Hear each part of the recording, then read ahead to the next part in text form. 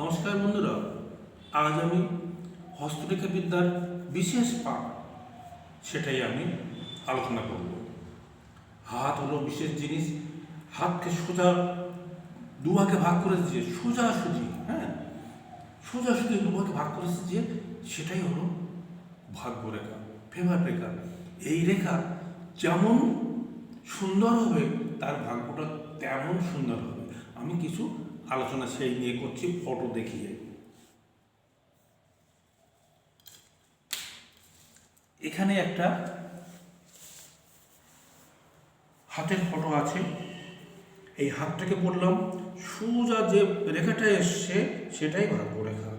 এবার এই রেখা যদি মানে কমপ্লিট না থাকে, এখানে ছেড়ে দিয়েছে, এখানে ছেড়ে দিয়েছে, কমপ্লিট নেই, এমনই যদি থাকে তার ভাগ্যের উন্নতি দিনে দিনে হতে থাকে তার।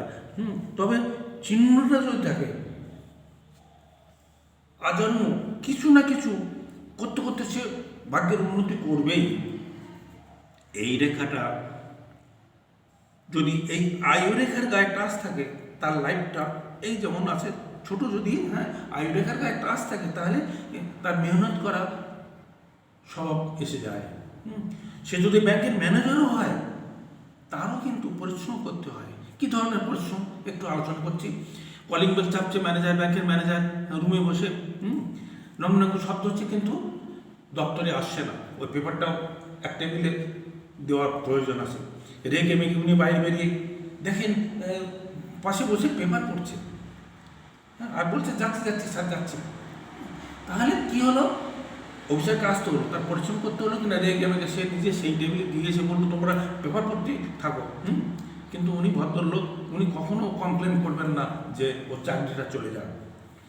এই রেখাটা যদি চন্দ্রের ক্ষেত্র থেকে উঠে আছে, এটা ক্ষেত্রটা হলো চন্দ্রের ক্ষেত্র, এই যে ক্ষেত্র এটা হলো চন্দ্রের ক্ষেত্র।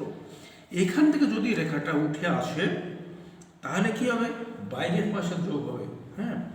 এর সঙ্গে কিছু যদি সিম্বল থাকে, এই জায়গাটা রাহুর স্থান, এই রাহুর স্থানে যদি এমন চিহ্ন আছে, সেটা পরে আমি আলোচনা করব।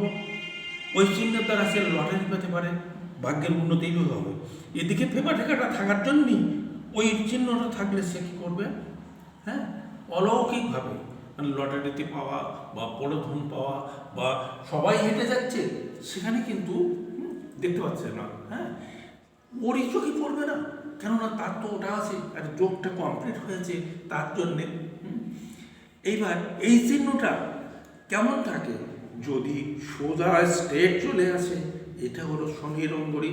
এই শনির স্থান, এই শনির স্থানে শনির অঙ্গুরিতে যদি এটা দেখা যাচ্ছে, এই শনি